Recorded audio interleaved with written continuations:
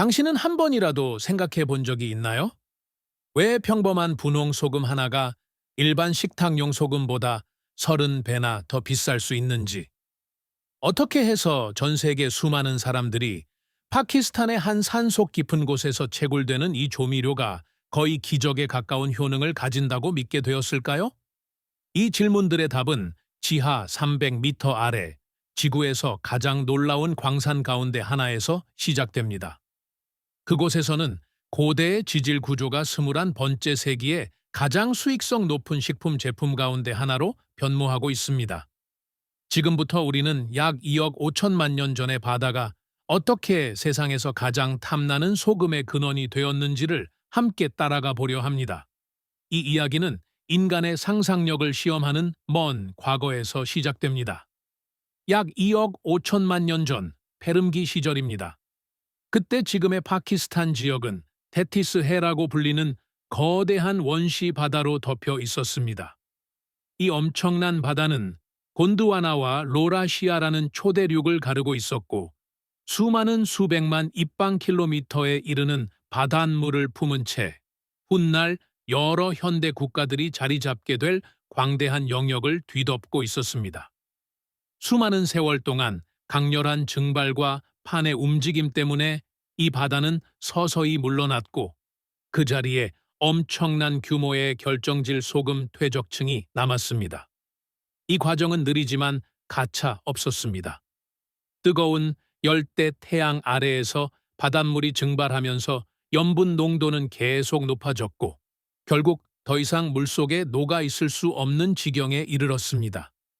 그때부터 미네랄들은 가라앉기 시작했고, 바다 바닥에는 소금 결정층이 켜켜이 쌓였습니다. 이 층들은 수많은 세월 동안 계속 쌓여 어떤 곳에서는 수백 미터에 이르는 두께에 도달했습니다. 그 뒤 인도판과 유라시아판이 충돌하면서 약 5천만 년 전에 히말라야 산맥이 형성되었고, 그 과정에서 이 소금 퇴적층은 두꺼운 암석과 퇴적층 아래로 깊이 묻혔습니다. 이 지질학적 사건은 자연스러운 밀봉 장치를 만들어 소금을 가장 순수한 상태로 보존했고, 현대의 오염으로부터 보호해 주었습니다. 동시에 수십 개, 많게는 84가지에 이르는 미량 원소가 함께 섞이면서 특유의 분홍빛이 생겨났습니다. 거대한 압력과 열은 소금을 다시 재결정시키며 오늘날 우리가 캐내는 단단하고 밀도 높은 소금 덩어리를 만들어냈습니다. 사람들이 이 보물을 발견한 것은 훨씬 나중의 일입니다. 전해지는 이야기로는 기원전 326년 알렉산드로스 대왕이 아시아 원정을 하던 중이었습니다. 그의 군대에 말들이 어느 특정 지역의 바위를 계속 핥기 시작했고, 병사들이 이상하게 여겨 살펴보니 그 바위가 온통 소금으로 이루어져 있었다는 것입니다. 그러나 본격적인 상업적 채굴이 시작된 것은 훨씬 뒤 16번째 세기 무굴 제국 시대였습니다. 당시 기술자들은 이 광대한 소금층이 지닌 엄청난 경제적 가치를 깨닫기 시작했습니다. 오늘날 파키스탄 펀자브 지역에 위치한 크라 소금 광산은 수도 이슬람아바드에서 약 160km 떨어져 있으며 해마다 대략 32만 톤이 넘는 분홍 소금을 생산합니다. 이 광산은 세계에서 두 번째로 큰 소금 광산으로 꼽힙니다. 생산량 기준으로는 캐나다 온타리오 주의 시프토 소금 광산만이 그보다 클 뿐입니다. 크라 광산은 단순한 산업시설을 넘어 매년 4만 명이 넘는 방문객이 찾아오는 관광 명소가 되었습니다. 사람들은 이곳에서 지질학적 경이로움을 직접 눈으로 확인합니다. 크라 광산은 상상을 초월하는 거대한 지하 도시입니다. 40km가 넘는 터널이 18개의 서로 다른 층에 걸쳐 이어지며, 이 지하 미로는 지표면 아래 최대 300m 깊이까지 내려갑니다. 감을 잡기 위해 비유하자면 지하에 묻힌 100층짜리 초고층 건물 하나를 떠올리면 됩니다. 해발 288m 높이에 있는 주 출입구를 지나면 마치 2억 5천만 년 전으로 시간이 멈춰버린 듯한 세계로 들어가게 됩니다. 이 광산은 하루 스문의 시간 내내 쉬지 않고 가동되며 하루에도 1,700명이 넘는 노동자들이 이 지하 네트워크 속으로 내려갑니다. 출입은 산을 비스듬히 가로지르는 경사형 갱도를 통해 이루어지는데 이 갱도들의 기울기는 대략 15도 정도가 되도록 정밀하게 계산되어 있습니다. 이 출입 갱도들은 거대한 트럭이 드나들 수 있을 만큼 넓고 주 갱도와 채광실까지 도달하기 위해 지하로 2km 넘게 이어집니다. 내부의 온도는 사계절 내내 대략 섭씨 18도 수준으로 일정하게 유지되어 파키스탄의 혹독한 여름에 밖의 기온이 섭씨 40도를 훌쩍 넘을 때에도 자연 에어컨과 같은 쾌적한 작업 환경을 제공합니다. 크라의 소금층은 여러 겹의 층으로 이루어져 있으며 각 층의 두께는 대략 5m에서 많게는 150m에 이르기까지 다양합니다. 지질학자들은 7개의 주요 소금층을 확인했는데 각 층마다 특유의 성질과 광물 조성을 가지고 있습니다. 그 가운데 가장 순도가 높고 가장 진한 분홍빛을 띠는 소금은 철 산화물과 여러 미량 원소의 농도가 이상적으로 조화를 이루는 특정 층에서 발견됩니다. 광산 기술자들은 3차원 지진 탐사와 시추 코어 분석을 포함한 첨단 지질 매핑 기술을 활용해 채굴 작업을 시작하기 전에 이러한 프리미엄 구역을 정밀하게 찾아냅니다. 이 광산에서 사용하는 채굴 방식은 이른바 방과 기둥 방식입니다. 수백 년에 걸친 채굴 경험 속에서 다듬어진 이 기술은 천장을 떠받치는 거대한 소금 기둥을 일부러 남겨두고 그 사이에 넓은 직사각형 채굴실을 만들어가는 방식입니다. 각 채굴실은 너비가 약 20m, 높이가 12m 정도에 이르며 길이는 수백 미터까지 이어질 수 있습니다. 전체 소금의 절반 정도는 구조적 지지물로 남겨두는데 덕분에 이 광산은 앞으로도 수많은 세대에 걸쳐 안정성을 유지할 수 있습니다. 작은 건물만큼 거대한 이 기둥들은 앞으로도 수천 년 동안 산 전체의 무게를 떠받치며 서 있을 것입니다. 채굴 작업은 지하를 관통하는 지표 투과 레이더와 세밀한 지질 분석으로 시작됩니다. 지질학자 팀은 새로운 구역 하나를 조사하는 데 몇 주씩을 들이면서 대략 10m 간격으로 시추 코어를 채취해 소금의 품질과 안반의 안전성을 평가합니다. 특정 구역이 채굴 허가를 받으면 전문팀이 레이저 유도 위치 시스템을 이용해 정밀한 드릴링 지점을 표시하는데 그 오차 범위는 몇 밀리미터에 불과합니다. 최대 15톤에 이르는 거대한 이동식 플랫폼 위에 장착된 산업용 드릴은 지름이 대략 10에서 15cm, 깊이가 최대 3m 정도 되는 구멍을 소금벽 곳곳에 뚫습니다. 각 드릴링 장비는 단 한 번의 작업 교대 동안 30개에서 50개에 이르는 구멍을 뚫어낼 수 있으며 가장 단단한 소금층도 뚫을 수 있는 다이아몬드 팁 드릴 비트를 사용합니다. 각 구멍은 폭발 시 조각이 가장 효율적으로 떨어져 나가도록 배치되면서도 지지 기둥의 구조적 안정성은 해치지 않도록 정밀하게 설계됩니다. 그 드릴링 패턴은 소금의 결정 구조, 자연적인 균열선, 그리고 채굴실 전체에 걸친 응력 분포를 고려해 광산 엔지니어들이 만든 복잡한 수학 모델을 따릅니다. 일반적인 폭파 구역 하나에는 대략 100개에서 200개의 구멍이 뚫려 있으며 그 하나하나가 거의 외과 수술 수준의 정밀도로 배치됩니다. 이 여정이 우리만큼 당신에게도 흥미롭다면 구독 버튼을 눌러주시고 좋아요도 잊지 마세요. 이런 다큐멘터리를 계속 만들고 세상의 숨은 이야기들을 더 많은 호기심 많은 사람들에게 전할 수 있게 큰 도움이 됩니다. 드릴 작업이 끝나면 폭발 전문가들이 나서서 각 구멍 안에 정밀하게 계산된 양의 폭약을 채워 넣습니다. 이 전문가들은 수년에 걸친 전문 교육과 자격 인증을 거친 사람들로 단 한 번의 실수도 허용되지 않는 위험한 일을 담당합니다. 이곳에서 사용하는 폭약은 특별히 배합된 에멀전 폭약으로 폭발 충격은 최소화하면서도 소금의 분쇄 효율은 극대화하도록 설계되어 있습니다. 각 구멍에는 위치와 목표, 파수의 패턴에 따라 대략 500g에서 많게는 2kg 정도의 폭약이 들어갑니다. 폭파는 전자 뇌관을 사용해 정밀하게 제어됩니다. 이 뇌관들은 밀리초 단위로 정확히 작동하도록 설정할 수 있어 구멍마다 폭발 타이밍을 정교하게 조절할 수 있습니다.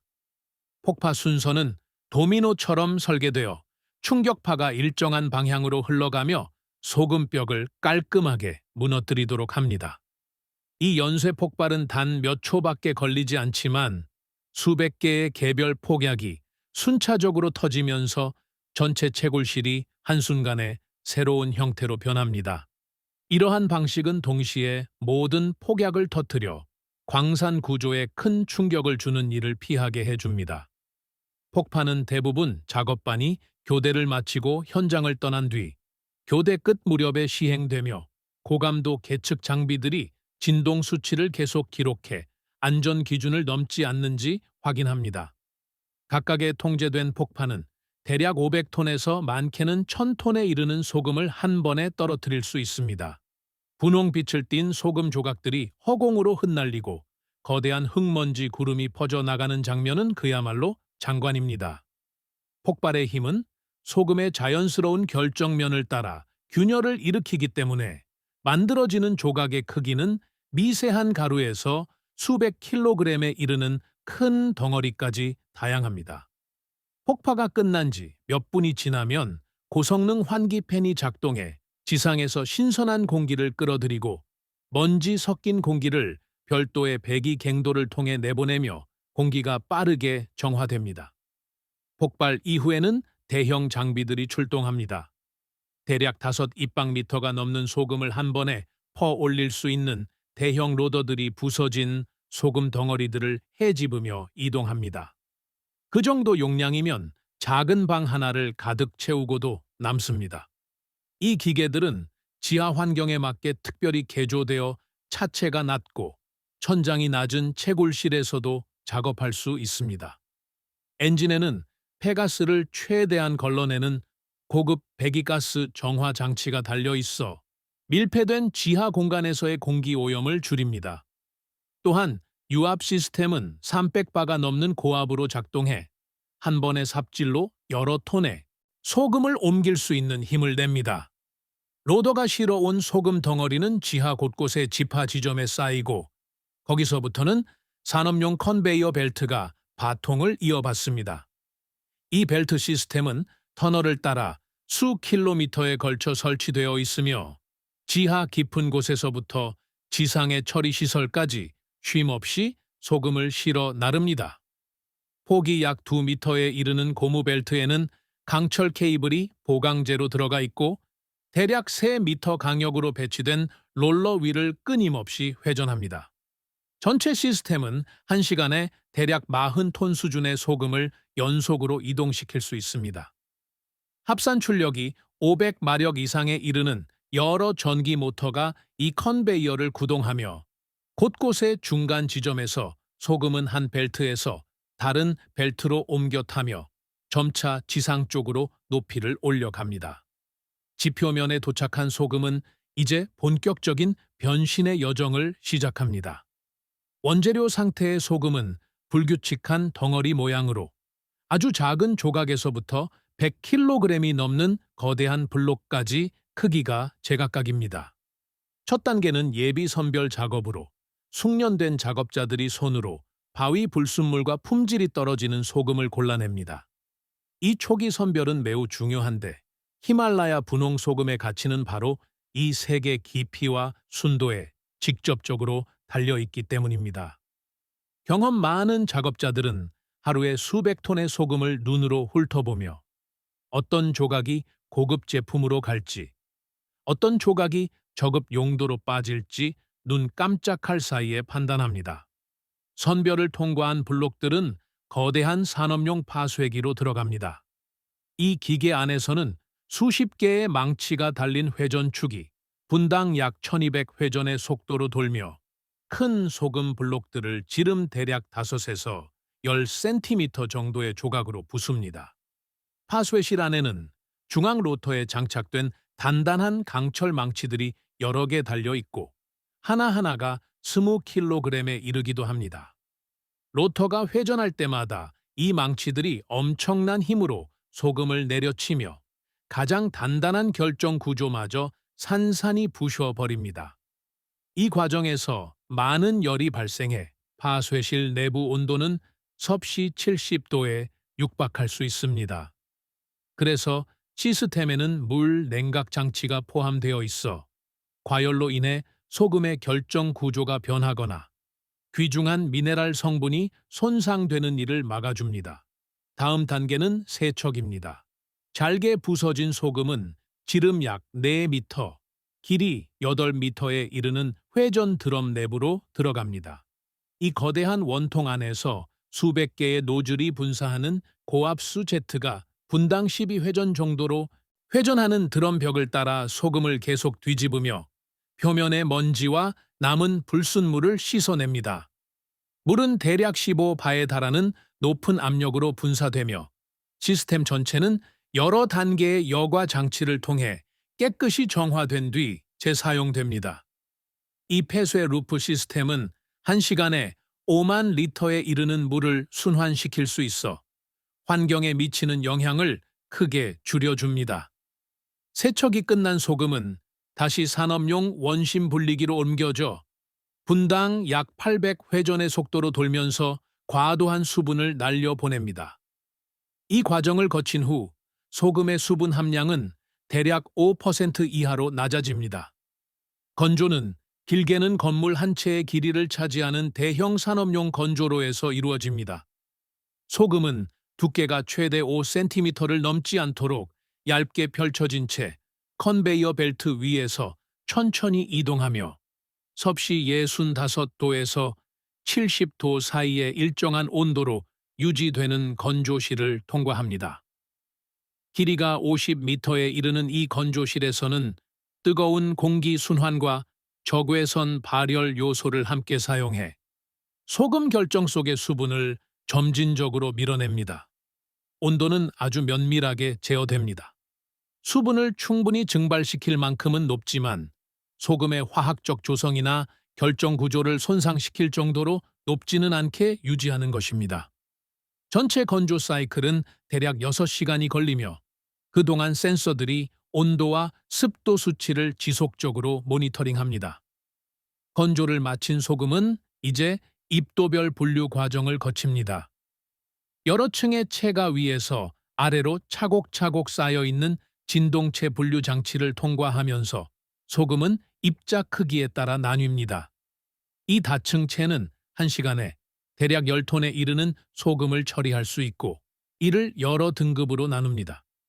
대략 2에서 5mm 사이의 굵은 입자, 대략 1에서 2mm 사이의 중간 입자, 대략 2분의 1mm에서 1mm 사이의 고운 입자, 그리고 대략 2분의 1mm보다 작은 미세 분말이 대표적인 분류입니다.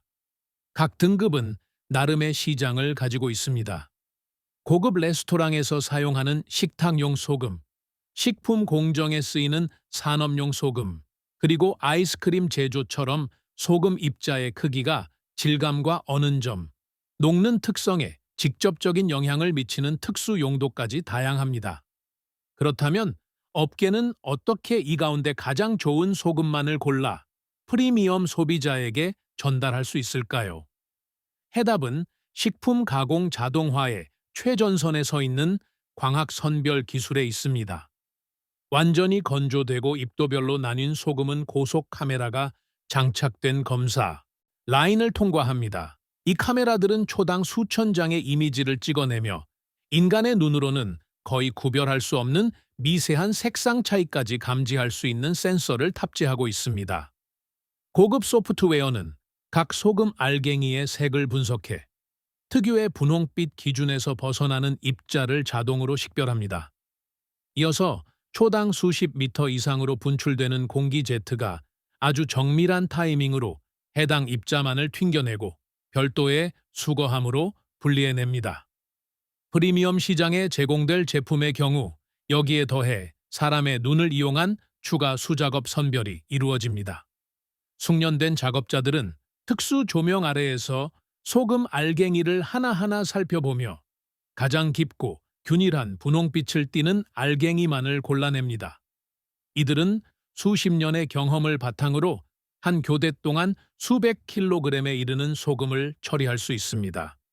이렇게 엄격한 손선별을 통해 고른 소금은 일반 소금에 비해 최종 가격이 300% 가까이 상승하기도 합니다. 전체 채굴량 가운데 대략 15% 정도만이 이 최고 등급 기준을 충족한다는 점을 생각하면 그 희소성이 어느 정도인지 짐작할 수 있습니다.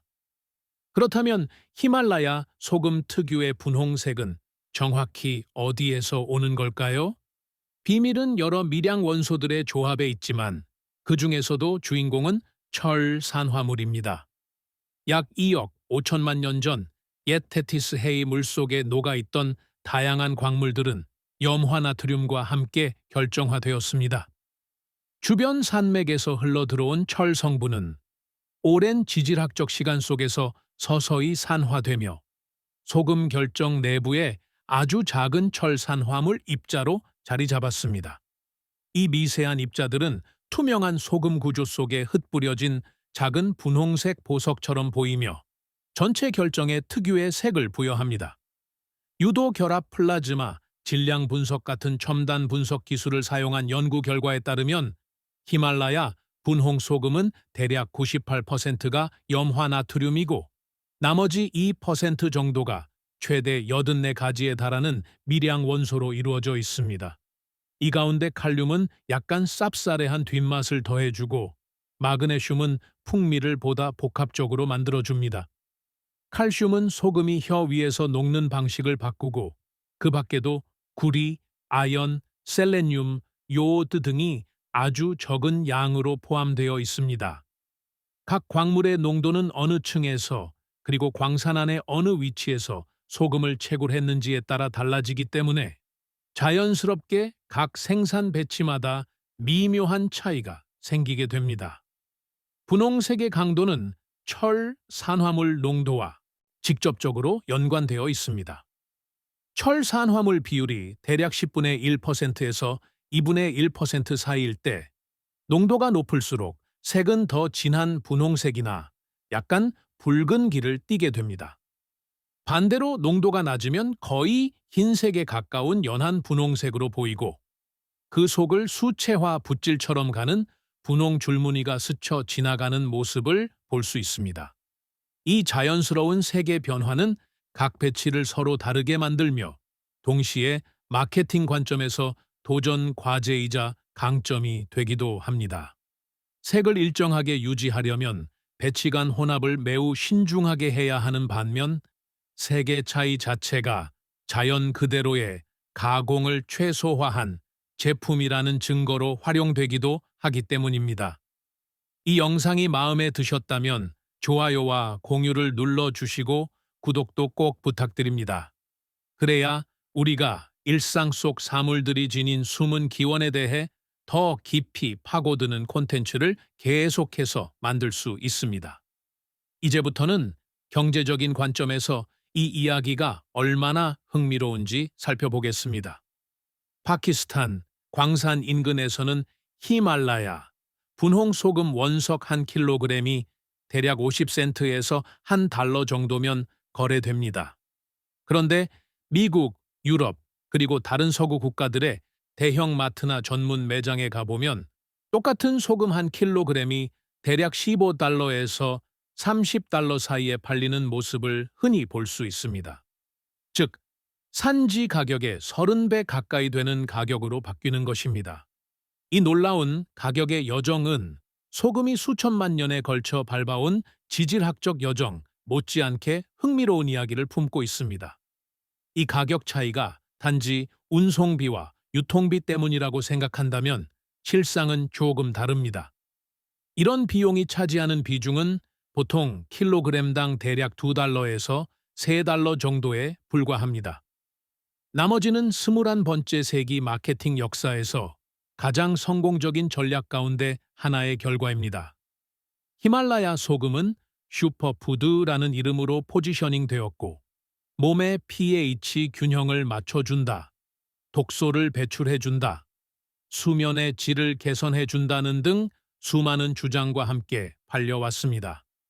이 가운데 상당수는 과학적으로 단단한 근거가 없고 영양학자와 의료 전문가들에 의해 여러 차례 의문이 제기되었지만, 그럼에도 소비자들은 이 소금을 일반 정제 소금보다 더 자연스럽고 더 건강한 대안으로 받아들이게 되었습니다. 그 결과 세계 시장 규모는 매년 4억 달러가 넘는 수준으로 평가되고 있으며, 해마다 대략 두 자릿수, 대략 12%에 이르는 성장세를 이어가고 있습니다. 그뿐만이 아닙니다. 이 가공 유통 과정은 단순한 식탁용 소금에서 끝나지 않고 원재료의 가치를 기하급수적으로 끌어올리는 파생 제품 생태계 전체로 확장되었습니다. 내부에 전구를 넣을 수 있도록 파낸 대형 소금 블록으로 만든 히말라야 소금 램프는 개당 대략 20달러에서 많게는 100달러에 이르기까지 다양한 가격으로 팔립니다. 이 램프들은 공기를 정화한다, 음이온을 방출해 기분과 수면을 개선한다는 설명과 함께 전 세계 웰빙 지향 가정과 요가 스튜디오를 가득 채우고 있습니다.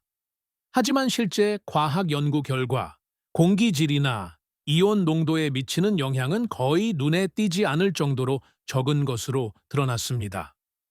소금으로 만든 마사지바, 각종 에센셜 오일과 섞은 입욕제, 사우나용 소금벽, 인테리어용 장식 타일, 그리고 호흡기 치료용으로 홍보되는 소금 흡입기까지. 이런 제품군은 원재료인 소금의 가치를 수십 배로 끌어올립니다.